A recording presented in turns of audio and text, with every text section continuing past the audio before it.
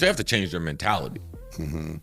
Like, you need to be more tough-minded, mental to be able to defeat the Pats. They got May now, bro. They ain't got their quarterback. They got Vrabel as a coach. Like, they're going to present some problems for Miami, over the next 4 to 6 years.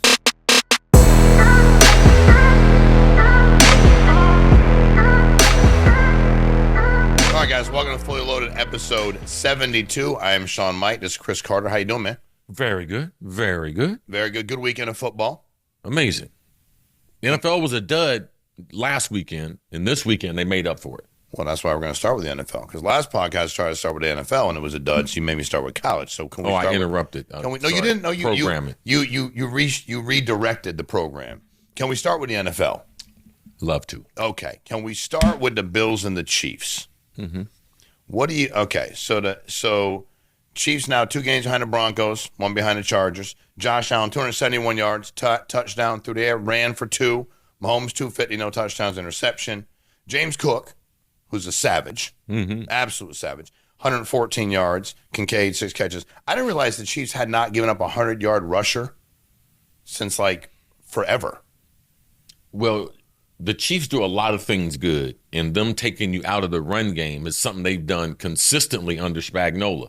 He's been there 7 years, but because of all the other toys and stuff, you don't give them credit. But when you go into the game, as many close games as they play in, I think last year in the one-score games they were, 9-0, something like that. But when you can take that away, eliminate teams from what they're doing, and you're going to score points, what the Chiefs have done the last, since Patrick Mahomes has been there, it's hard to beat that. But the overall physicality, that's what's the difference in this game.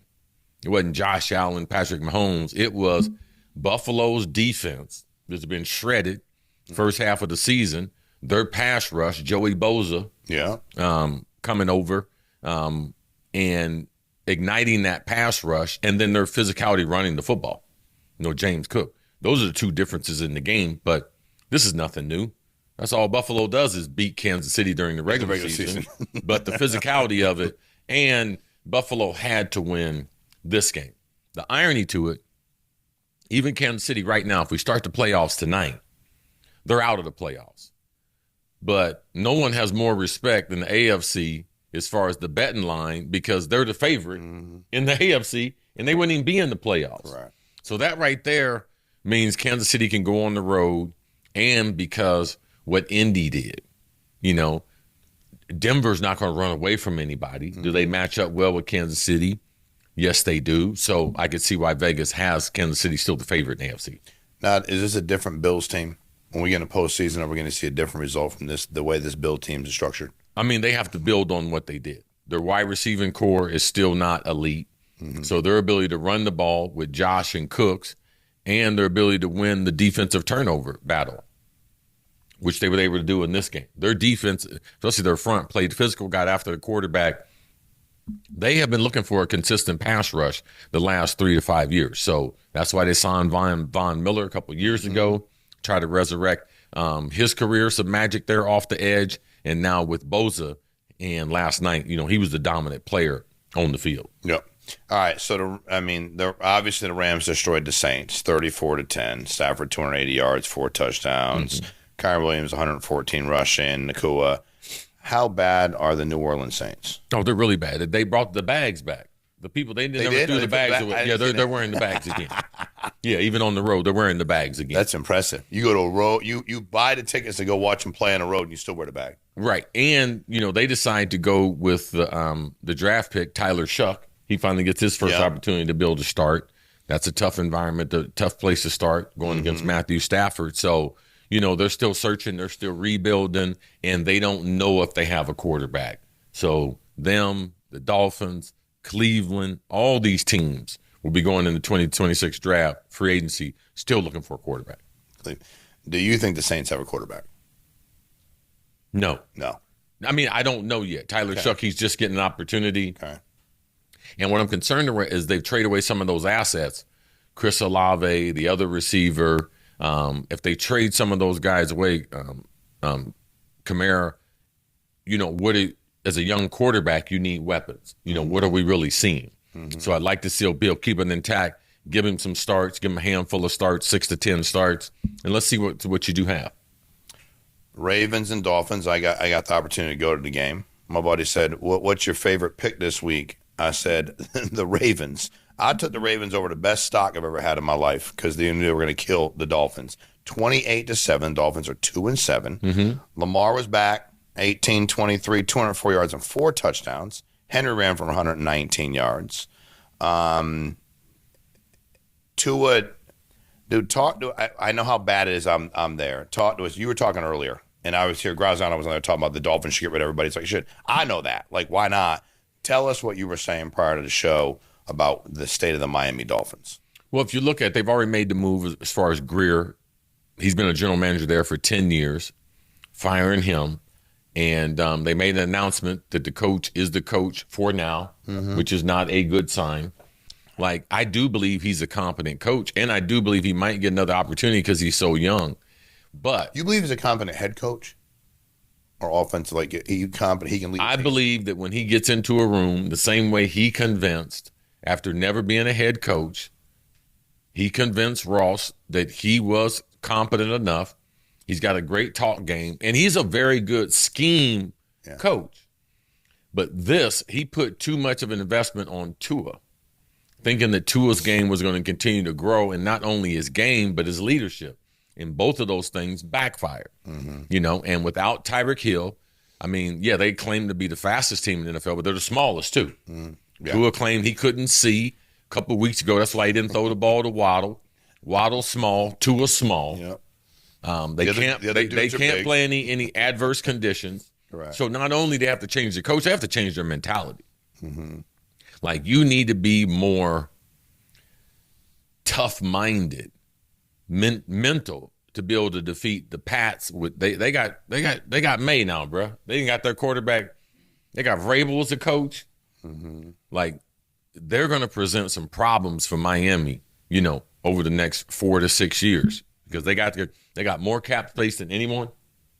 Like, those types of things they're not good. The Jets, the Dolphins. I mean, come on. They're just getting a free lunch program. Like, they're not it ain't free when I pay. I mean, they're not threatening the division. And both of them have a lot of talent. Both of them have multiple Pro Bowl players. So Miami's definitely going to change the coach. You don't gain anything by firing the coach during the season. And people like you still keep showing up. I'm gonna keep showing up. Yeah, Thursday. I got nothing else to watch. Then you told me the Miami Hurricanes are bad. They can't beat SMU, so I got nothing to watch in Southern Florida now. Yeah, I told you they're back in the top 20. But in November, when the leaves turn, you put the Halloween mask away. The real Miami Hurricanes come out. Well, they came out, and SMU beat them. So all right. So and talking about not being able to understand the NFL, the Steelers beat the Colts. 27-20, Rodgers 25-35, 200 yards, 203 yards, touchdown. Daniel Jones 31 of 50, 342, 1 touchdown, 3 picks. They sacked him 5 times. And they turned the ball over 6 times. First team to really so. What do you think about what we're seeing? Is that the Colts didn't have a great schedule? They didn't play anybody tough. What do you think? It's pretty simple. The NFL is a week-to-week league, but last week the Pittsburgh Steelers, who have the oldest defense in the NFL and the most expensive, they got embarrassed by Green Bay. Absolutely. In Pittsburgh. Aaron Rodgers playing against his former team, totally embarrassed. So guess what? Mike Tomlin goes in, lets them know, you guys played like old dogs. You guys do you have any football left in you? Challenge them. And how do I know that? Because after the game, they asked him, Coach, what a big turnaround. He's like, no, we're still the same sorry team we were last week. That's why you got to love them. Yes. Yep. So in doing that, anytime there's a big blowout, especially with the franchise has a lot of pride and has veteran players, that next week is a total turnaround. They check in as professionals. All the details, everything's buttoned up. All the I's are dotted. All the T's are crossed.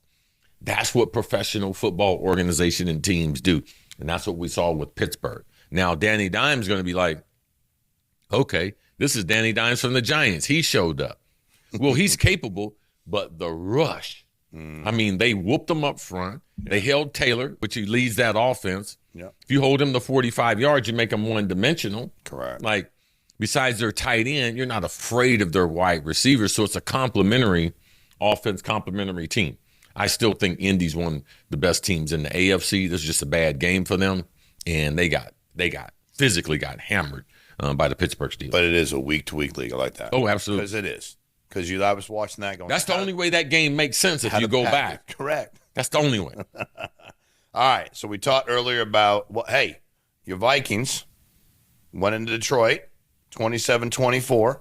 McCarthy, 143 yards, couple touchdowns, interception. Goff, 284, 2 touchdowns. He was sacked 5 times.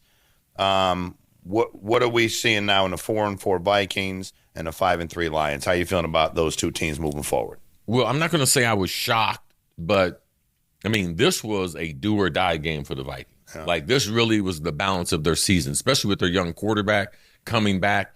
And they can't go to the bullpen because Carson Wentz has got a bad shoulder. He's out.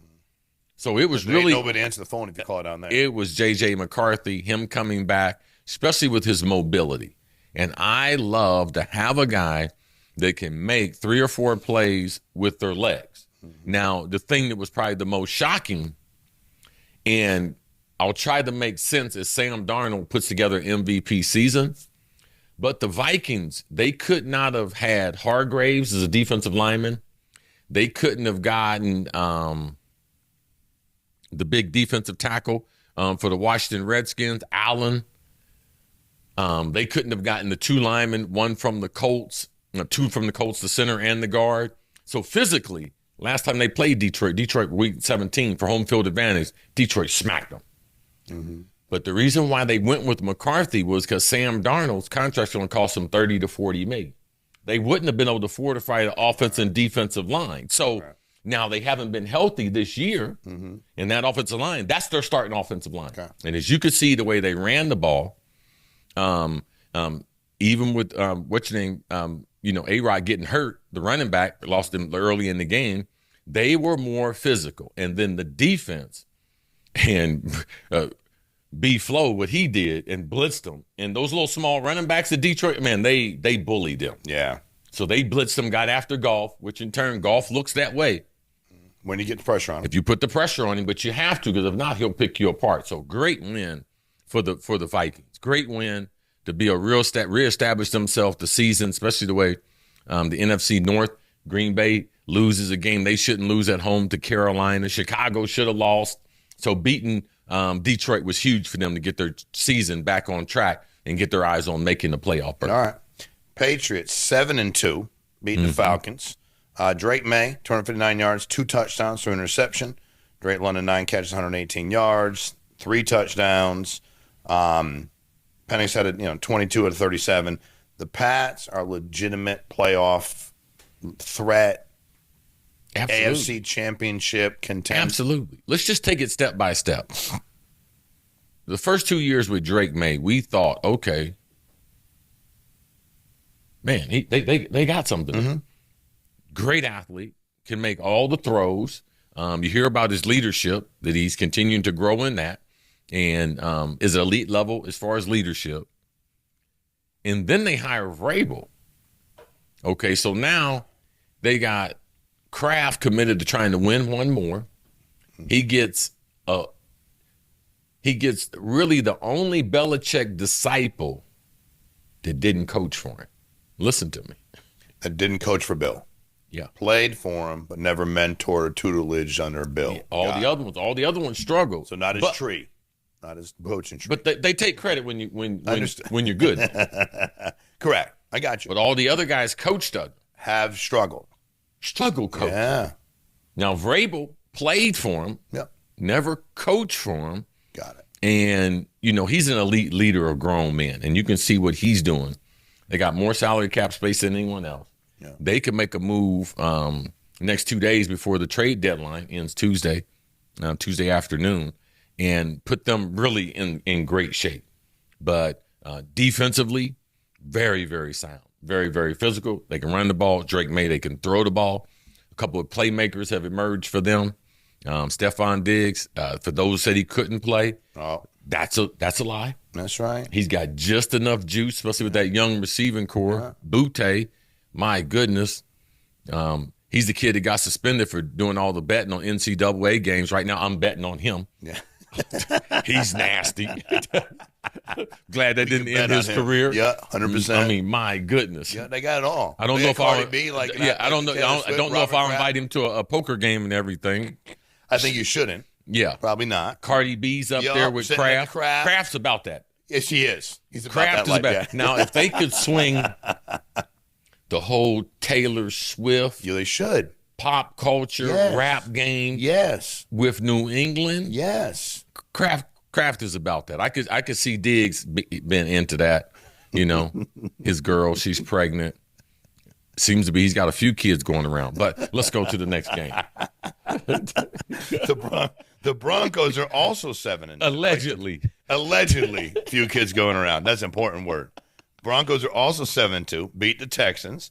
Like you said, they ain't run away from nobody, but they beat them. 18-15, sixth straight win for the Broncos. Still in charge of the West. Bo Nix, 173 yards passing, 36 rushing, couple touchdowns, turned the ball over once. Stroud got hurt, concussion. Great Broncos defense held Texas 263 yards.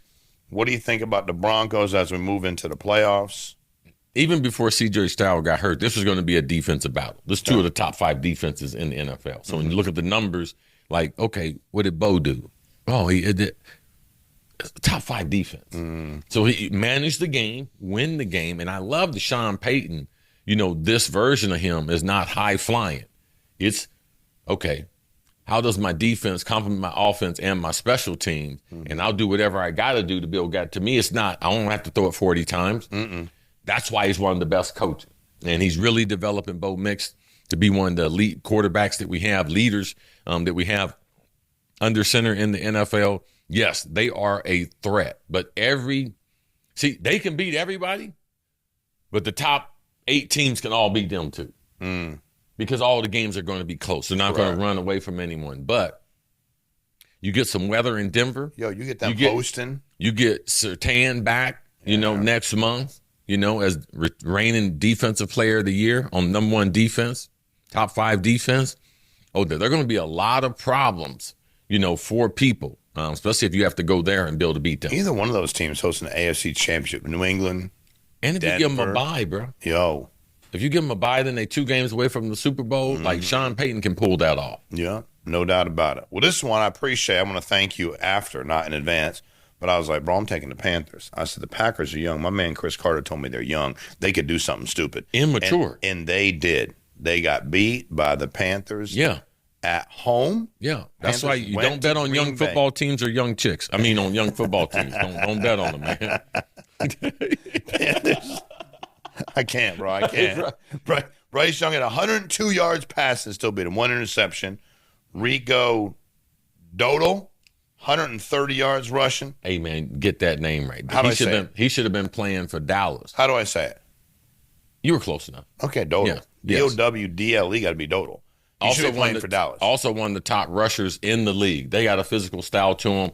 And I know people like, oh, man, Denver. Okay, Indianapolis, top to bottom, from 1 year ago, this is the most improved football team, Carolina. Yep. And they went into Lambeau Field and to be able to beat them and had to drive at the end to win it. Green Bay didn't give them the game. No, they took the game. Yep. Went on and took the game, drove down the field, kicked the game winner. Really excited for them as a football team because remember last year at this time, they were benching the number 1 pick. A reset. Guess what? Bench him. What would they do with when going to reset? No, he's our starter. He's our franchise, but we're going to put him over here.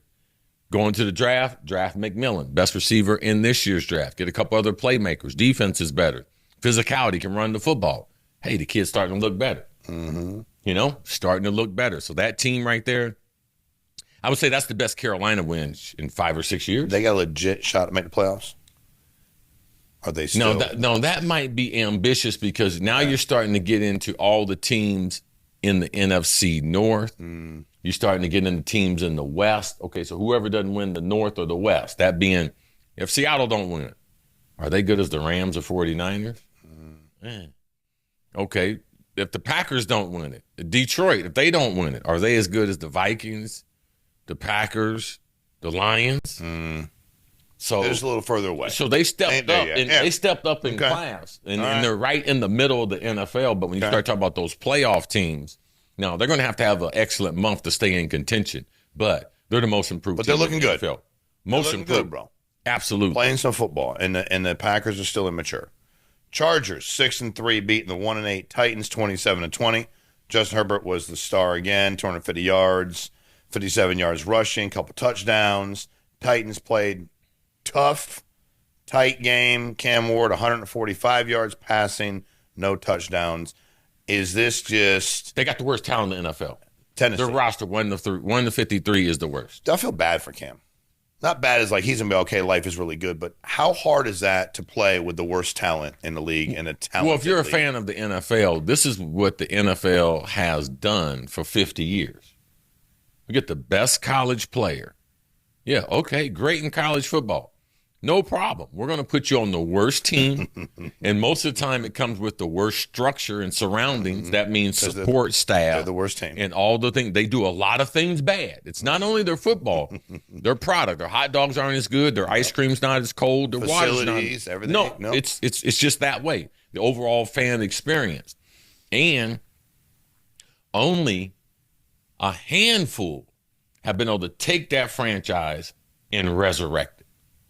And that's what makes it tough because you're always in transition, either the coach, the general manager, the owner, and they've been doing things bad for a long way. And they're more than just one player away. So that's what young players don't understand. Yeah, get drafted as high as you can, but more organizations ruin top draft picks and top players than players not capable of playing in the league. So he needs more explosive players around him.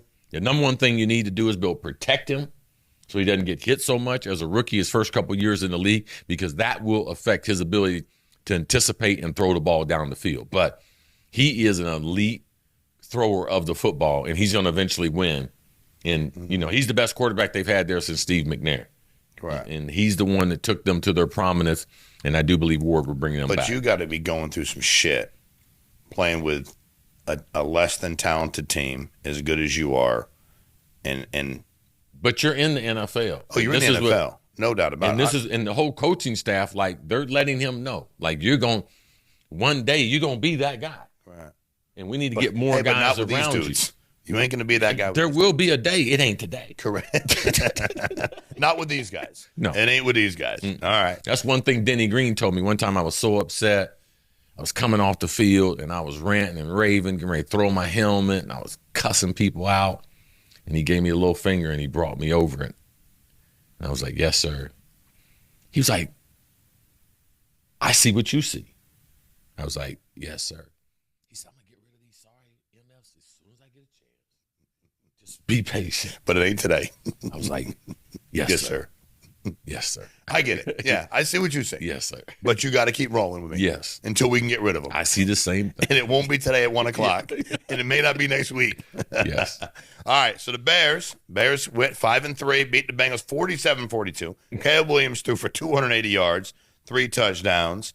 Huge day rushing, 176 yards. Kyle Monanji, I'll mess that one up, but you rushed for hell of a day. Joe Flacco threw for 470 yards, 4 touchdowns, 2 interceptions. What do you think about the Bears at 5-3?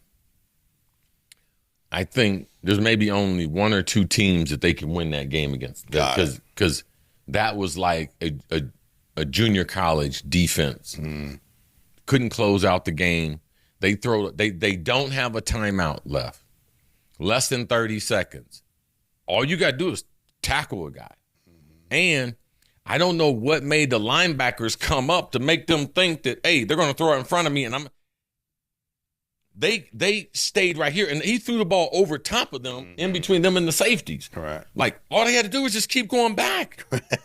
Just keep him in front of you. Yeah. Yes. Keep him in front of you, bro. Like, yeah. And then poor tackling, trying to get a knockout shot on a guy. They don't have any timeouts. All you had to get him on the ground. On the ground.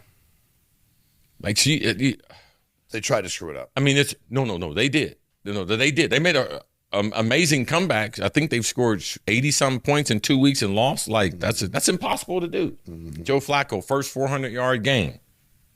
Wow. People say Chicago's improved, but that's the only team they can win yesterday against. Yeah. That was horrible. Okay. Jaguars went to the Raiders, beat them 30-29. Cam Little hit a 68-yard field goal. Yes. Dude, 68 yards. Yeah, man. The kicker. What was the record when you 63 yards? Yes. Okay. But like dudes weren't kicking the ball 61, 60. Like that guy. They got people playing with the balls, man. For real.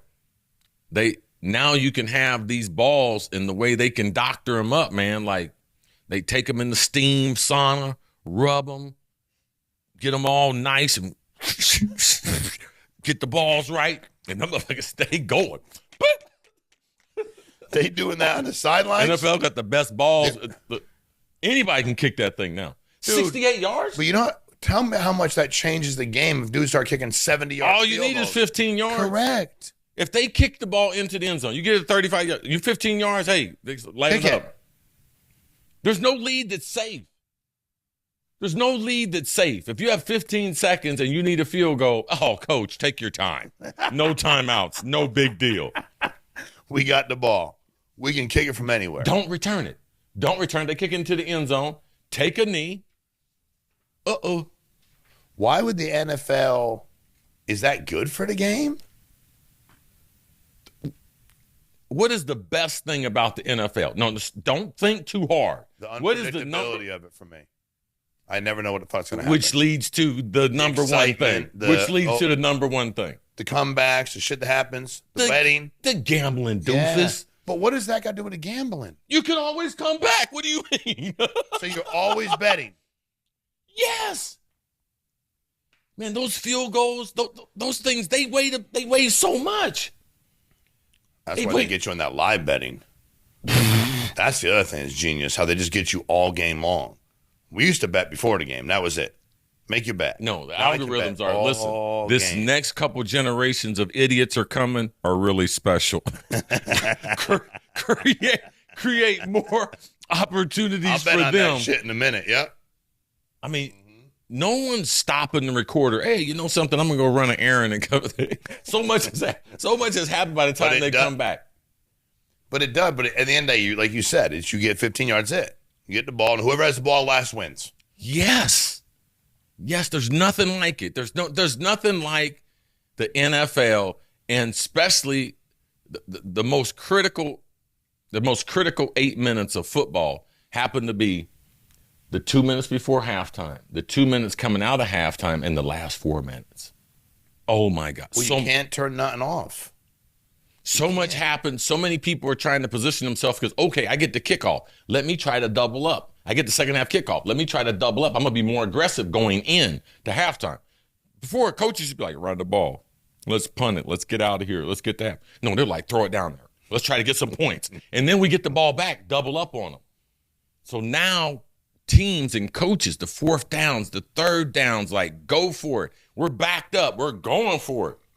Where'd these coaches read these books from? From everywhere. 4th and 5 on my third. Let's go for it. Everything is so aggressive. Look at the teams when they punch you down to the end zone. It's like 75% of the time, if you're backed up to the end zone, the first play is they try to throw it. Yeah. It used to be like run the first one. Chiefs went for yesterday like 4th and 17 from like their 35, and you're like, and they get it. Yes. You're like, what's he doing? Like for real? Yeah. Yeah. So that it all leads to it.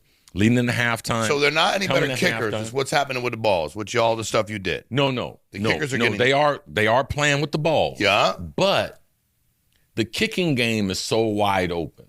They don't care if you've played football. Now, we've had a few guys before, through the decades that never played football. Now, I mean, every soccer player, every Australian rule, and they can kick the shit out of it. They're getting a tryout.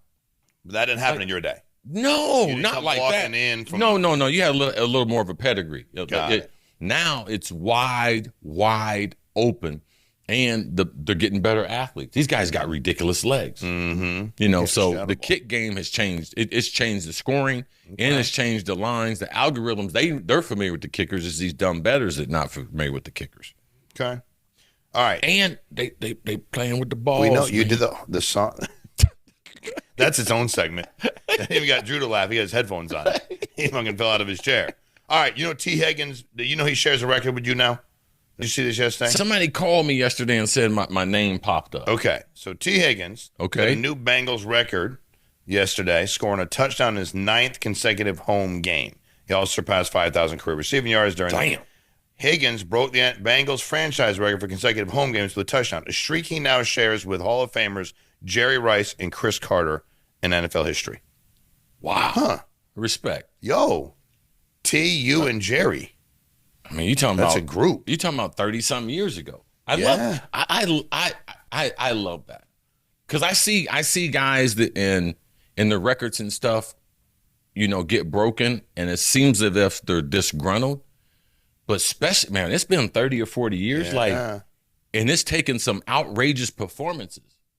Like, I'll be watching Ohio State play all the time, but every year, every week, it's like Jeremiah, Tate, or Chris Olave, Garrett, it's all of them. Correct. Marvin Harrison Jr. He just passes it's so amazing that you would still be in the breath. Correct. And the game, even Ohio State was different, but the game in the pros wasn't that much different. Mm-hmm. And the people say, "Oh man, the game hadn't changed that much in the pros." Mm-hmm. So that ability to be able to score the football. And to me, I always came from the theory of, man, my mom used to work. I never went to no professional games. And my brother was in the NBA. I never went to no professional games till my brother got in the NBA. I never cost too much money. Man, if people come out here to watch me play, man, I'm getting ready to turkey naked. I'm getting ready to put on a performance. I'm getting ready. Like, I was into that. Somebody's getting entertained. Yes. Like, I'm getting ready to do something. Money's worth. Yes. Yep. Yes. 100%. That was important. Well, it's good. Very we appreciate that. 9 straight home games? Yeah. Woo. Hey, there's only 3 of you. Yeah. After all these years. Say no more. All right. Let's do a little college football. Chad Johnson, that's not overrated. That is definitely not overrated. He's not on that list either. It's you, Jerry, and Tate. His franchise. Yeah. Go check the numbers and see Chad Johnson. What was the longest streak of home games that he had? No, it wasn't. He ain't in that group. So no, he's all right. Let's talk college football. So here's what we got. If we take the top 10, we got the Big Ten. Got Ohio State at number 1, Indiana at number 2, Oregon at 6, SEC. We got A&M at 3, Bama at 4, Georgia at 5. Let's talk about the SEC and everybody else. The SEC and everybody else. Who is the best conference of college football currently, in your opinion? Right. The best conference still, because of overall depth, is the SEC. Okay. Because you name those top 3 teams right there, but then after we got Ole Miss. Yeah. Then after that, I mean, you got some teams. You got Missouri in there, Vanderbilt, Oklahoma. You got some teams in there that I believe are better than those next tier of Big Ten teams. Okay. But also you have to look at the Big Ten this year. Okay, USC is coming back. They're not a top 15 team yet. Not top 25. Penn State is out. Yep. And Michigan's not there. So it's not a great year for the Big Ten, even though they got the top 2 teams in the country. So I would say after 2 consecutive national championships, and if they win 3, I think that will be the level set that college football has changed forever, and the SEC is not as dominant. But the depth right now in the SEC, and because these programs are established, and because of population, I would say those teams rank 4 through 8 are better than the teams 4 through 8 in the Big Ten. SEC, I give them the nod. Okay. Now, as Indiana continues to roll, I know they beat Maryland. I got it, 55-10. Good game. Good. Lumped them up. I mean, they put it on them. Going in the college football playoffs, or thinking about it in the future. Vanderbilt drops one. Texas almost gave it away. They beat the garbage out of them early. Manning, you still where you were with Manning? He's got a long way to go. Young, give him some slack. Yeah, he's got some talent. Okay. No, he's really got some talent. And let me tell you something. On Wednesday, he was in the concussion protocol. He got thumped last Saturday. Mm-hmm. Still in the concussion protocol. Got cleared to practice on Thursday and was able to put forth his best college performance after being in the protocol. To me, mental, physical toughness right there. He makes some throws. It's like, okay, I can see his arm talent. He makes some runs. You can see that he's an elite athlete. No doubt. But he has not played that much football, especially college football, and it just takes some time. Like, we rushed like everyone else, like, because I was watching Ohio State play, and Justin Sand, the quarterback there, and he's a freshman, and Arch is a junior. If Arch was playing like Justin Sand just had more touchdown passes than completion against Penn State, an elite defense, 20 of 23, over 300 yards. What would the people be saying about him? Mm-hmm. Now, so I know the way the propaganda is, and he is going to be a very good player. Mm-hmm. I do believe he'll be a top 15 pick in the NFL if he stays in college another year. Because Texas, their offensive line, they had some injuries, got their left tackle back. They got to be able to run the football. But he threw the ball sideways. I mean, the first play of the game, they throw a swing pass, guy goes 75 yards for a touchdown. People like, Archie Manning. Come on now. Slow down. I was watching the game. Okay?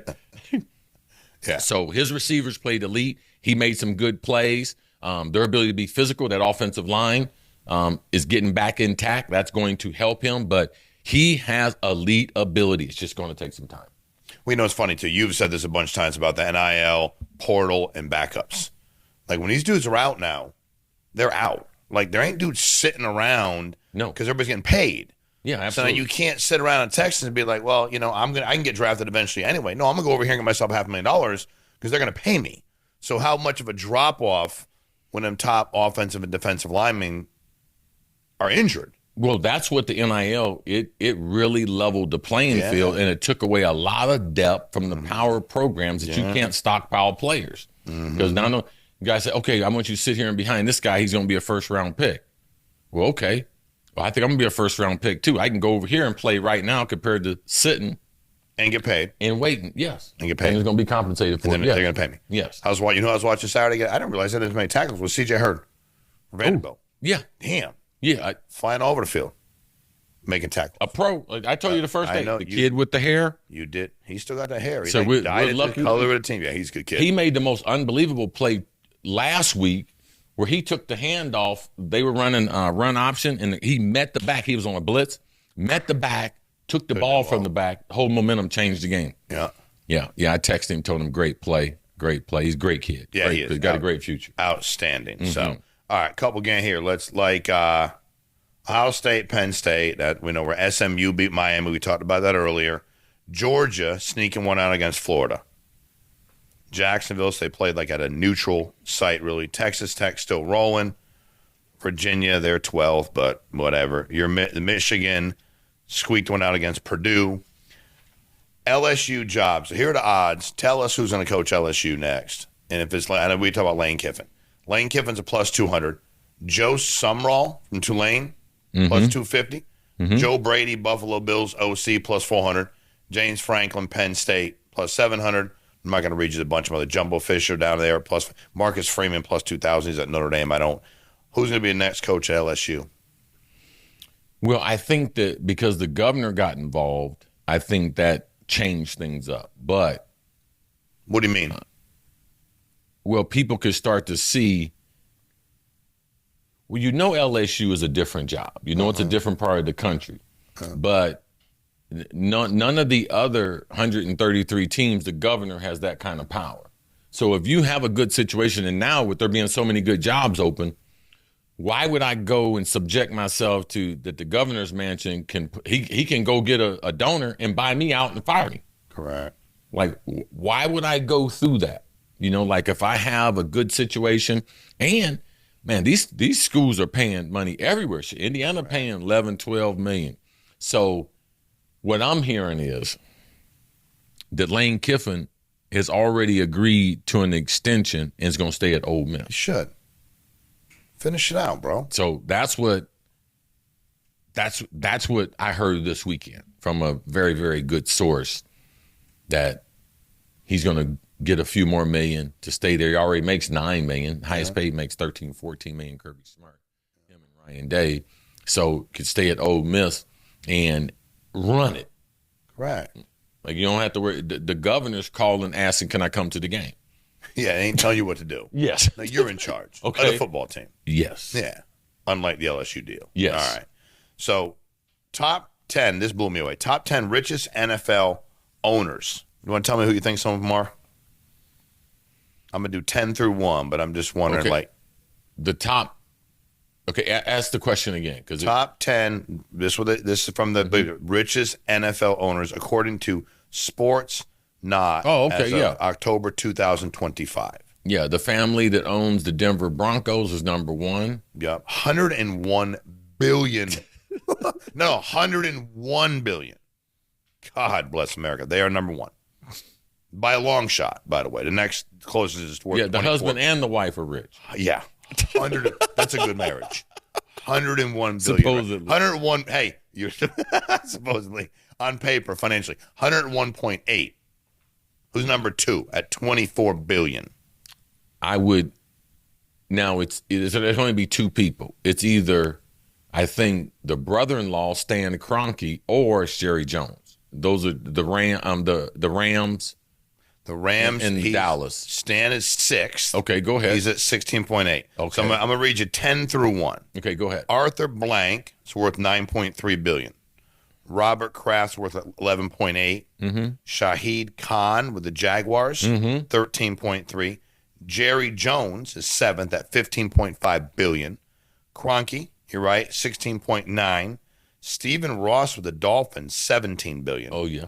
Jody Allen family, Seahawks, 20 billion. David Tepper, Panthers, 21.3 billion, and number 2 is the Hunt family at 24.8 with Kansas City. Some serious money, bro. Yeah, they're not going to run out of money, man. No, we're going to run out of breath before they run out of money. Okay, for generations. Hey, yes, for generations. The business is good. Yo, it's hard to mess up $1 billion, let alone 101 billion. And guess what? If they win the Super Bowl, it's not going to affect it. No. It's not going to be that much different than going 2-15. No, because of revenue sharing. It is not. That's what's crazy. The revenue share. When you do good, I do good. It's a good investment either way. I'm good either way. All right, NFL MVP favorites as of yesterday. Josh Allen's a plus 150. Drake May is a plus 400. Patrick Mahomes a plus 500. What do you think? Drake May. Because he's also going to be the best player on the team that has the best record. Now, if Buffalo's defense and their pass rush is able to have an excellent November and December, then yes. But if Drake May wins the division, they already beat Buffalo once. They beat Buffalo twice. How can you not give it to him? I mean, also watch for Lamar, man, in Baltimore. They're getting ready to get on the run. I know. They're going to pile up some numbers on. They're going to beat up some people. No doubt about it. So to me, Lamar, I do believe that Patrick Mahomes, like with this new offense, I like him to start throwing the ball down the field a little bit more, but it was tough last night in that Buffalo environment. Definitely tough. It's a tough team. All right, one more coach got fired yesterday, I think. Hugh Freeze. He's owed $15.8 million. Auburn's on its way to third straight losing record under Freeze. He took over in 23. He was 15-19, 6-16 in the conference. Defensive coordinator DJ Durkin, former Maryland head coach, named the interim coach. The total buyout for the 11 FBS coaches fired this season is now up to $182 million. Yeah, they got money being paid to dudes that are no longer coaching. And there's very little recourse for the people that hired these people. What do you mean? These athletic directors or these board of trustees that when someone called their coach, because see, this is where they're getting trapped. Someone, either the agent or a friend of the agent and the coach, put your name out there as a potential candidate. Hey, they're looking at him for the Penn State job. The board of trustees, AD, they hear that. They go to the coach and be like, hey, we don't like you to be a free agent. How can we come to some type of agreement and extend it? They've gotten into these buyouts because of all these extensions. Mm-hmm. Like the initial contracts, the buyouts aren't that big. But when you go to re-up. Oh, it's the extensions when you buy. Or you go to take a coach from somewhere else. You go take Brian Kelly from Notre Dame. Guess what? You signed him to a $100 million deal. That was a 10-year deal. Okay, guess what happens? 4 years. Oh, you got to eat the rest of it. Mm-hmm. Jimbo Fisher was a redo. All right? The new athletic director came in and re-signed him. All right? But the original guy is the same guy that was at LSU. So that guy's responsible for over $100 million. That athletic director in himself. Insane, dude. Now, the athletic director that extended Jimbo Fisher, Ross Bork, we inherited him at Ohio State. He just extended Ryan Day after he lost to the Michigan and went on to win the national championship. So be careful on those extensions. Yeah, pound those buyout money. Because that's, like you said, they make phone calls and buy him out. You see, last week, Nebraska, their coach, always rumored to be going potentially back to Penn State. He's got family there, went to school there, grew up there. Oh, he signed a 2-more-year extension with Nebraska. I'm going to stay in Nebraska. And a fat buyout. Yeah. You ain't getting up. If I win either way.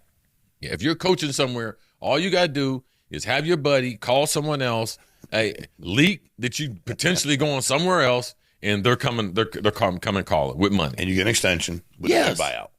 Yes. Crazy. I mean, I'd hate to see if Coach Kitley would have won this first year, man. It'll have one of the top passing I know. teams in the conference. I mean, in the conference and well, I hope it's a problem. In the USA, yeah. I hope next year doesn't move through its problem, but it's moving in the right direction. Hey, how many people watch NFL football on a Sunday, Drew? What's the viewership in NFL? So again, did you watch World Series at all? Yes. Oh, you did? You watched the World Series? Yeah, I watched the whole 6 game, 7 game. Really? Yeah. What'd you think about Game 7, bro? What'd you think about Game 7? I had to get out my international dictionary to see where all these dudes came from, man. Good Lord. If I was a baseball player, listen, you're competing against the world, son. Say, hey, Dad, I want to go to the major leagues. Well, let me just tell you something, man. There's people in Asia. There's people everywhere. There's people everywhere trying to get to the major leagues. Dude, true. I mean, but facts.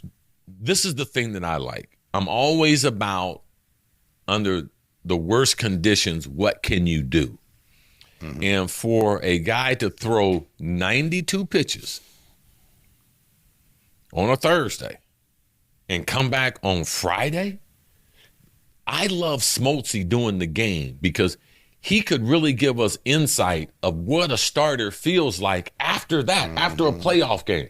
They say your legs are so heavy. They say your back is all jammed up. And then he comes in and like he had been rested for a month. Yeah. And he wants in. Like, you ain't keeping me out. I'm pitching. I mean, they started the game with Shohei. He wasn't great, but guess what? He put himself out there to be embarrassed. 100%. Yeah. Like, he put himself out there that he could have been made look bad, everything. But no, this is what this requires. I'm going to go out there. He didn't have good stuff. No. It wasn't sharp. No. No. But the fight, and the play after play, the play at home by the second baseman, not only the stop, to reset his feet. That's the worst turf in all of sports. Yeah. That's the worst turf. And he was talking about the ball carrying so high off the turf. And to make a throw, catcher comes off the bag. The worst bag you want to be at is home plate because it's not a bag, it's a plate. Mm-hmm. His foot comes off. He's able to get it back now. Because the game's over. Second. I know. The World Series over. I know. Like, I thought we were going to go back to replay, and they were going to end the game. Yeah. He got his foot back on. There were so many plays. What about the center fielder trucking the right fielder? Dude, how great was that? Yo, hey, they just put them both in for defensive. I got it. No, you don't. Boom. And this ain't a regular season game. I love the fact how he caught it. And I got this. I'm running to the duck. Oh, I'm sorry. I knocked the guy out. He's a little guy. I knocked him out. But I got the ball. Let me get your hand. I mean, amazing. Amazing. The catcher, after catching all those innings, the crouch position, the jack one. Yeah, and he caught the whole game, the extra inning. That's crazy. Yes. Talk about catching a game. I put equipment on for 18 straight innings. God bless you. He couldn't even celebrate after hitting the home run. He was up there strapping his stuff, getting his stuff ready. I mean, we got to shut these guys down. This is it. Life of a catcher, I mean, the biggest at-bat of his whole career And for them to be able to win back-to-back in the major league, especially for a National League team, when I was a young baseball fan growing up outside Cincinnati, the Big Red Machine, 75, 76, last team to be able to do it with all those great players. This Dodgers team is in that. They'll have several players in the Hall of Fame. Great job by them. Started the season in Tokyo, ended the season in Canada. Great baseball season. But, man, we got to make some concessions because they are spending too much money. I mean, like, they're spending so much more money than everybody else. It got to be a level playing field. When you look at the salary, it's a and it's hard. Hey, at the end of the day, you still that because when Betts didn't play well, but you still got Shohei, you still got everybody else in that lineup, dude. Because you're loaded, Freeman. You're loaded. Yeah. Hey, how old is the Rogers Center where they played the World Series?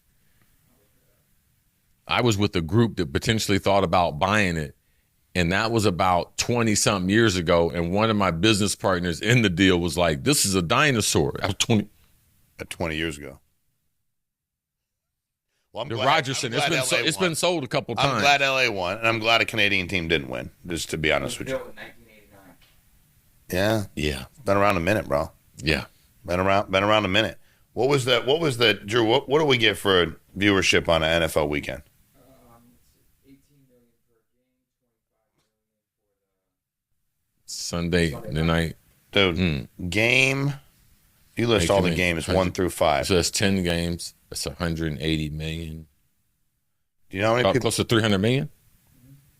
Do you know how many people watched the game 1, the World Series? So, 70 million, 20 million, one game. Fox, if you take Fox Deportes, streaming, come on, all of it, don't do 13 million. It's a college game. Canadian viewership, you add that in, it gives you 7. You get to 20. Okay. If you add in Japan, you get another 12 or something. Dude, I don't know. Baseball's, it's just. Dude, I just wish it would. It's 162 games, it's a long season. This is the thing I can tell you though, and it's hard because I didn't have I didn't have a dog in the hunt. Yeah, the pace of the game is so much faster now. Yes, than with it the ever change. was. Yes, you got to watch it. Now the only thing is, there's just not a lot of American players playing. I know. Like Mookie Betts. If Mookie, that's the only dude I know. Yeah. I mean, I know a few more, but I mean. Yeah. And that, dude, it's an international game. And they've been playing in the World Series, say, the last 5 to 7 years, the star players. So, like, if I'm just a real casual fan, I don't know anybody. Dude, you can't. You go to JUCO, you play AAU baseball at 15, 16, 17. They're like, Coach, I'm like, what? Like, I'm like the only one that speaks English. Yeah. Be thankful you're there. They're good. And they ain't just speaking Spanish either. No. They're speaking Japanese. That's an international Chinese. It's an international freaking game. But, hey, what a great game. And Betts, think about Mookie. Who can go play short? Hey, we're going to play Mook, center, left, right, short, second.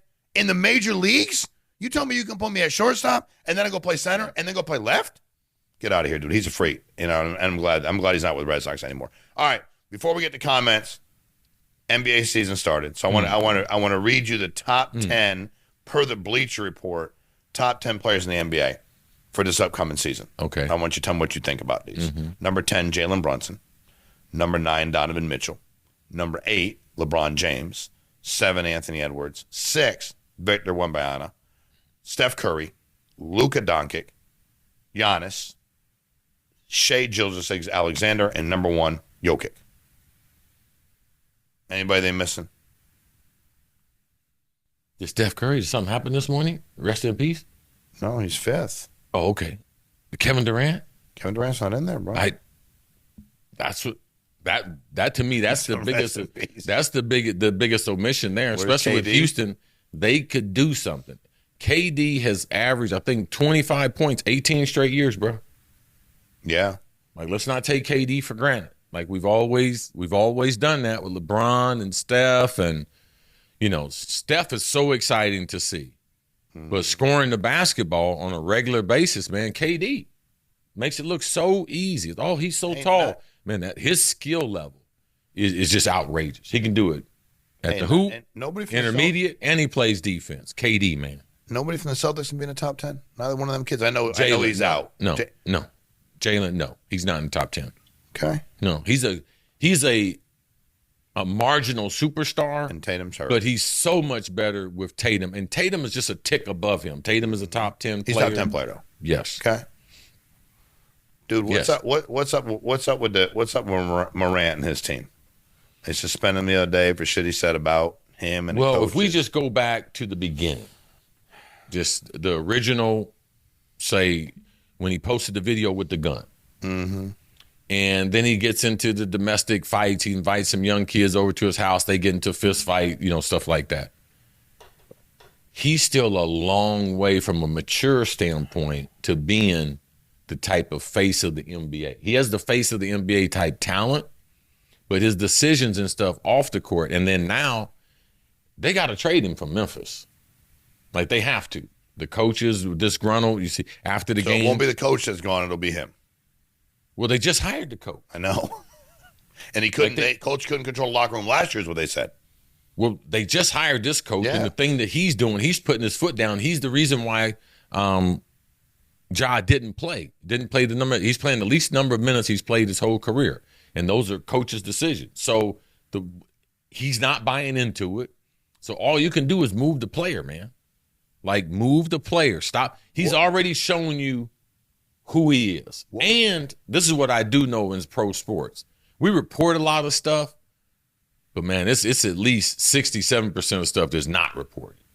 So just imagine the stuff that hadn't been reported as an organization. You're not going to be able to cover this up, and then you're going to make him a max player. Like you're doing that to your franchise, your fan base. Like Memphis fans deserve better. He hasn't embraced the organization. He's not the type of leader. He's been very, very immature. All you can do, man, I'm going to grant you your wish. I'm going to let you out of here. Where do you think it'd be a good franchise for him to end up? Who could actually maybe help him mature as a player? Like where is it? I think two places. I think the coach in Houston is a good coach, and they need a point guard. Okay. All right. And I do believe that the Clippers, because they got Ty Lue. Okay. Ty Lue could handle. Yes. Ty Lue and the guy from Houston. Right. And if you had asked me that last month, I'd have been like, hey, man, send him to Portland with Chauncey. But, Chauncey would have had him playing a couple of poker games or something. That may not have helped. Had him on there with glasses on and everything. I would have been there fighting people. I won. Yo, he would have been. I won, man. What do you mean I didn't win? His gun out live on Instagram. Yeah, he was showing the whole shit. He'd have been all of it on there. Yeah, timing's everything. But I think those places, those coaches, their personalities, and the need for an elite point guard, that that would be okay. Those are the spots. All right. Comments. Keith in Sanford 2074. Get this prediction right, CC. I don't know what prediction he's talking about, but I'm still reading the comment. And your subs will go up. I don't even know what prediction he was talking about, Drew. Could have went on an individual comment. But Keith, I don't know what prediction that was. Mike 44H1H. Love this show. Too authentic. The real Oswald Williams. Laugh my ass off. If you put it that way, you are right, guys. Coach Prime shouldn't be the coach of the Dolphins. Laugh my ass off. Muskegee. If a coach has grounding to stand on, they better stay put. These coaches going from school to school, it usually doesn't go well. All money isn't good money. Look at Texas, how many coaches are in and out. Stark is there for now. If he doesn't win next season, he will be on the hot seat. What do you think about that? I mean, Texas is hot. I mean, they have one of the best NIL programs. They have very good players. I think being in the national semifinals last year, I don't think that they've underachieved. I think that some of the hype that goes with Texas and his brand, they thought they were just going to have maybe a walk through the national championship. But with the shifting in the SEC, I think it's been a great move for them coming over. But all the teams in the SEC, Georgia, Alabama, all of them know that it's tougher to win a championship now with the 12-team playoff, even though it's easier to get into the playoff. It's going to be tough to win it. I think Sark's a good choice there, especially as far as developing the quarterbacks. He runs a good program. And most of the time, they beat all the teams they're supposed to beat. And they've just lost a couple, barely lost to Ohio State to start the season, lost to Florida. They should have won that game. But he's got them right in position after beating up Vandy this week to be in the national championship again. I think if you look at that's what Texas fans want. Chance to play for the national championship. And that's what they'll have. Okay. Curb Church 1714. Chris, would John Gruden make a good college coach? I think John will make a good college coach. I think because he does so well with the quarterbacks and the quarterbacks trying to come there and sit under him and get ready for the NFL. I would trust him to groom my quarterback. I would still say buyer beware because there's still a little used car salesman with John Gruden. And I would say that he's not always authentic. I know a number of players that played for him. I know a number of coaches that coach for him that, he's got a jovial personality and everything, but he has been known also to have a conversation with you and then go out the door and have a conversation with someone else. In the conversation, the specifics of it have changed drastically. Got it. Okay. You got me. I understand. I got you. Yes. But he plays the game. His talk game is strong. Okay. And I could see him also as a recruiter so much more adaptable to the college life than Bill Belichick would be a John Gruden. You think he will coach in college? Because the NFL is not going to take him. Yeah, Correct. He don't have no choice. But it's not his choice. Yeah. Correct. He wants to be in the NFL. He's not going to be in the NFL.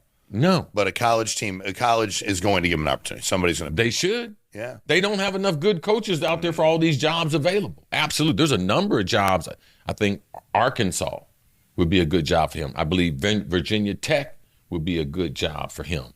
If the coach from Tulane takes the LSU job, going to Tulane, that would be. I wouldn't want to see him in the American Conference with FAU. John Gruden, no, absolutely no. Good, you staying out. No, so there's a lot of jobs that John Gruden, his name should be on the board with their trustees or whoever's doing the search firm or however they're doing it. Okay. Lee's Cohen, how come the Vikings did not sign Darnold or Jones? They are a mess now. It's fairly simple. They're not a mess because I watched last night's game. Yeah, this was 4 days ago, in fairness, but one game. But you explained earlier. They decided that they were going to get more physical because the last two games of the season against the Rams and against the Lions, they got dominated.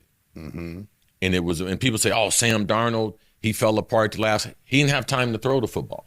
So now what they did was through Hargraves, Jonathan Allen on the defensive front went out and got free agency, spent big money on these guys. These dudes eat up some space.